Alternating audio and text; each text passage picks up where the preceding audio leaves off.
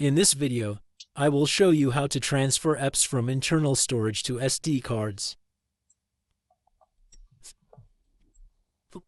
First, you have to go to Mobile Settings.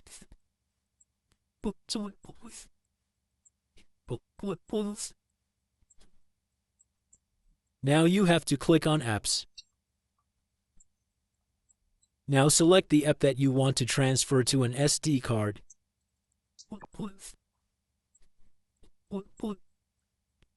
I selected an app to show here. Now click on Storage.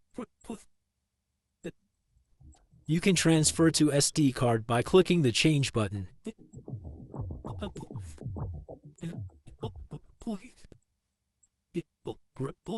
Now this application has been transferred to SD card.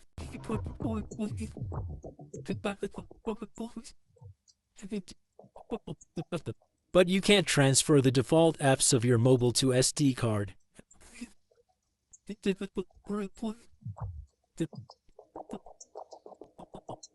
You can only transfer applications installed on your mobile to SD card.